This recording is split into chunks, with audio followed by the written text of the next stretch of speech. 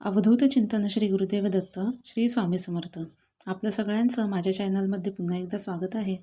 आजच्या व्हिडिओमध्ये आपण गुरुपुष्यामृत योगाबद्दल जाणून घेणार आहोत. हा गुरुपुष्यामृत योग येत्या गुरुवारी म्हणजेच 24 ऑक्टोबर या दिवशी आहे आणि संपूर्ण दिवस म्हणजे सकाळी 6:38 हा सुरू होत आहे आणि संपूर्ण दिवसभर असणार आहे.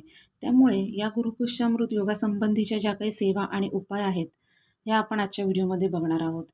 हा जो दिवस आहे तो अतिशय महत्त्वाचा म्हणजे आपलं गुरुबळ आणि गुरुग्रह मजबूत करण्यासाठी अतिशय महत्त्वाचा असा दिवस आहे. तसं तर आपण स्वामी भक्त दर गुरुवारी काही विशेष अशा ज्या सेवा आहेत त्या करतच असतो.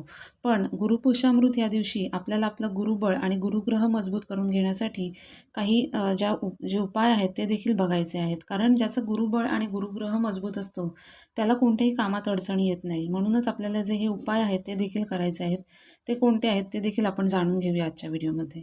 सर्वप्रथम बघा, आपल्याला या दिवशी आपल्या अंघोळीच्या पाण्यामध्ये हळद टाकून अंघोळ करायची आहे. तसं तर दर गुरुवारी तुम्ही हा उपाय करू शकता, पण जर दर गुरुवारी लक्षात येत नसेल तर किमान या दिवशी तरी हळदीच्या म्हणजे तुमच्या अंघोळीच्या पाण्यामध्ये हळद टाकून अंघोळ करा.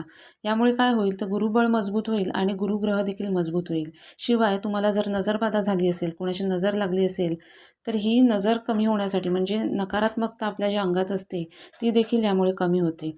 तर हा उपाय तुम्ही या दिवशी नक्की करावा.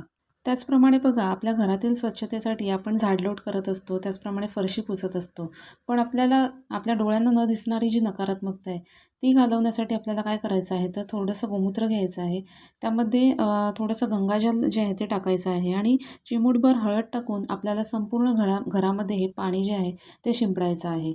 त्यानंतर आपला जो मुख्य दरवाजा आहे तो संपूर्ण म्हणजे उंबरठा जो आहे तो आपल्याला स्वच्छ करून हळदीचं लेपन जे आहे ते अवश्य करायचं आहे.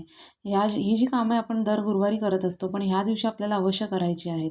त्यानंतर आपल्याला आपला मुख्य दरवाजा स्वच्छ करून घ्यायचा आहे आणि मुख्य दरवाजावरती शुभ लाभ अवश्य लिहायचा आहे. यानंतर बघा, आपल्या मुख्य दरवाजावरती आपल्याला एक तुपाचा दिवा प्रज्वलित करायचा आहे आणि त्यामध्ये चिमूटभर हळद देखील टाकायची आहे. यामुळे आपलं गुरुबळ तर मजबूत होणारच आहे, शिवाय माता लक्ष्मी देखील आपल्यावरती प्रसन्न होणार आहेत. आणि हा जो दिवा आहे तो आपल्याला मुख्य दरवाजाच्या उजव्या बाजूला लावायचा आहे. म्हणजे आपण घरात प्रवेश करताना आपली जी उजवी बाजू असेल त्या बाजूला आपल्याला हा दिवा जो आहे तो प्रज्वलित करायचा आहे. दिवा तुम्ही कोणताही घ्या, तांब्याचा, पितळेचा किंवा मग तुमच्याकडे पंथी असेल त्या पंथीमध्ये देखील तुम्ही हा दिवा प्रज्वलित करू शकता. यानंतर बघा, आपल्याला स्वस्तिक आपल्या घरामध्ये काढायचं आहे. थोडंसं तूप घेऊन त्यामध्ये हळद आणि कुंकू टाकून आपल्याला आपला मुख्य दरवाजा त्यावरती एक स्वस्तिक काढायचं आहे. त्यानंतर आपल्याला तुळशीच्या इथे एक स्वस्तिक काढायचं आहे आणि त्यानंतर आपली गॅसची जी शेगडी आहे त्यावरती किंवा मग शेगडीच्या मागे जर काही भिंत असेल, टाईल्स असेल तर तिथे एक स्वस्तिक काढायचं आहे. बाजूला 2 रेषा देखील ओढायच्या आहेत आपल्याला. अशा प्रकारे स्वस्तिक काढायचं आहे आणि आपल्याला मनोभावे प्रार्थना करायची आहे. आपल्या घरातील वातावरण जे आहे ते मंगलमय आणि शुभ राहण्यासाठी. कारण स्वस्तिक जे आहेत ते मांगल्याचं आणि शुभतेचं प्रतीक आहे. त्यामुळे आपल्याला हे अशा अशा प्रकारचे स्वस्तिक जे आहेत ते आपल्या घरामध्ये या दिवशी अवश्य काढायचे आहेत. यानंतर बघा, आपल्याला आपल्या देवघरामध्ये देखील तुपाचा दिवाच प्रज्वलित करायचा आहे आणि शक्यतो या दिव्यामध्ये लाल रंगाची वात लावण्याचा प्रयत्न करा. म्हणजे लाल रंगाचा जो कलावा मिळतो ना तो घेऊन या. कारण हा आपल्या घरामध्ये असला तर अतिशय उत्तम आणि असायलाच हवा. कारण जेव्हा आपण लक्ष्मीप्राप्तीच्या ज्या सेवा करत असतो ना, तेव्हा कापसाच्या वातीऐवजी जर तुम्ही हा कलावा वापरला ना, तर जास्त प्रमाणात म्हणजे सकारात्मक ऊर्जा जी आहे ना, ती यामधून प्रवाहित होत असते. म्हणून जर हा कलावा तुम्ही वापरला कापसाऐवजी तर अतिशय उत्तम. आणि जर शक्य नसेल म्हणजे कापूस वापरायचा असेल तर कापसाला ना थोडंसं कुंकू लावा.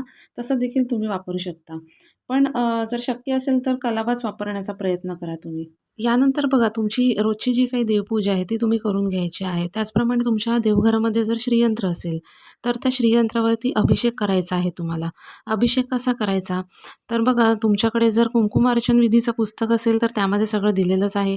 जर नसेल तर बघा, पंचामृत किंवा मग दूध आणि त्यानंतर पाणी म्हणजे पंचामृताने तुमचा अभिषेक झाला की त्यानंतर पाणी किंवा मग दूध आणि त्यानंतर पाणी अशा प्रकारे तुम्हाला अभिषेक करायचा आहे.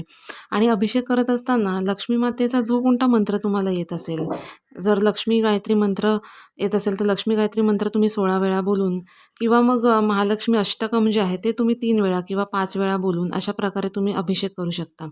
आणि यानंतर हे श्रीयंत्र जे आहे ते स्वच्छ पुसून घ्यायचं, एका प्लेटमध्ये घ्यायचं आणि त्याची पूजा करून घ्यायची. म्हणजे हळदी, कुंकू, धूप, दीप दाखवून त्याला फूल वाहून आपल्याला व्यवस्थित त्याची पूजा करून घ्यायची आहे. यानंतर बघा आपल्याला ह्या श्रीयंत्रावरती कुंकुमार्चन करायचं आहे. कुंकुमार्चन करत असताना आपल्याला 16 वेळा श्री सुक्तमचं पठण करायचं असतं, 16 वेळा आपल्याला विष्णू गायत्री मंत्राचं पठण करायचं असतं आणि 1 वेळा व्यंकटेश स्तोत्राचं पठण करायचं असतं. त्यामुळे बघा माता लक्ष्मी आणि श्रीहरी विष्णूंची आपण जेव्हा अशी एकत्रितपणे सेवा करतो त्यावेळेला आपल्या ज्या काही सांसारिक अडचणी आहेत किंवा मग आपल्या आर्थिक अडचणी असतील त्या सुटण्यास मदत होते आणि माता लक्ष्मी आणि श्रीहरी विष्णूंचा एकत्रित आशीर्वाद आपल्या संसाराला प्राप्त होतो. त्यामुळे श्रीयंत्राची ही जी सेवा आहे ती या दिवशी तुम्ही आवर्जून करून पहा. तुम्हाला याचे सकारात्मक परिणाम जे आहेत ते नक्कीच मिळतील. यानंतर बघा आपल्याला तुळशीला कच्चं दूध अर्पण करायचं आहे. तुळशीला कच्चं दूध आपण दर गुरुवारी अर्पण करत असतो, पण या दिवशी आपल्याला आवर्जून तुळशीला कच्चं दूध जे आहे ते अर्पण करायचं आहे आणि हळदी कुंकू वाहून ओम नमो भगवते वासुदेवाय या मंत्राचा 11 वेळा आपल्याला जप करायचा आहे. यामुळे देखील आपल्या आर्थिक अडचणी ज्या आहेत त्या कमी होत असतात.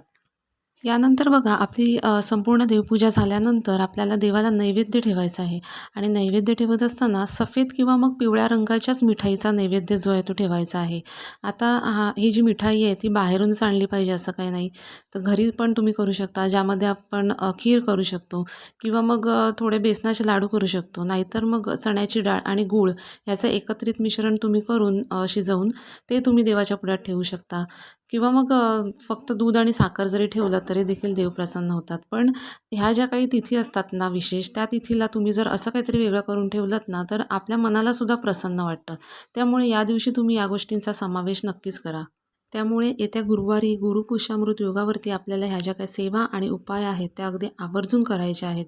जेणेकरून आपल्या ज्या काही आर्थिक अडचणी, सांसारिक अडचणी आहेत त्या समाप्त होणारच आहेत. शिवाय आपलं गुरुबळ हे देखील मजबूत होणार आहे. तर अशा प्रकारे व्हिडिओतली माहिती जर आपल्याला आवडली असेल तर व्हिडिओला लाईक करा आणि अशाच व्हिडिओसाठी चॅनलला सबस्क्राईब देखील करा. धन्यवाद.